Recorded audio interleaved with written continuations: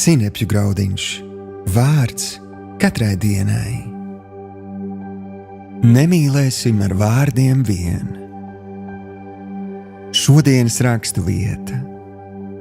Bet kam ir laicīga manta, un viņš redz savu brāli ciešam trūkumu un aizslēdz viņam savu sirdi, kā gan Dieva mīlestība paliktu viņā? Bērniņi, nemīlēsim vārdiem nedz ar mēli, bet ar darbiem un ar patiesību. 1. Jāņa, 3. nodaļa, 17. un 18. pants. Šodienas pārdomas. Šodien vēlos tev atgādināt, ka būdams ticīgais, tu esi Jēzus rokas un kājas uz šīs zemes. Un viena no lietām, ko viņš dara, ir tā, ka viņš tevi svētī, lai tu būtu par svētību citiem. Viņš grib strādāt caur tevi, lai parādītu viņa mīlestību un līdzjūtību arī citiem.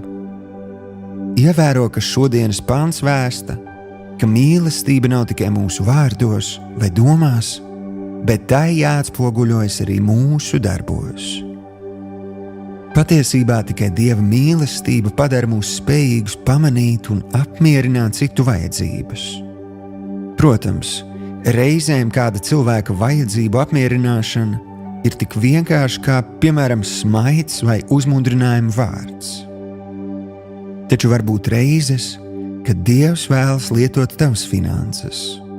Piemēram, tu vari samaksāt kādam dzīvokļa rēķinu, samaksāt par iepirkumiem veikalā vai izmaksāt pusdienas.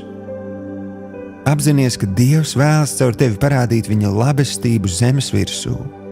Tāpēc prasi, lai viņš tev parāda veidus un māca, kā būt par svētību citiem. Ne tikai ar vārdiem, bet arī ar darbiem. Šodienas lūgšana. Tēvs, paldies par tavu svētību manā dzīvē. Es nododu tev sevi un savus resursus. Paldies, ka tu rādi man veidus, kā būt par svētību citiem. Jēzus vārdā. Āmen.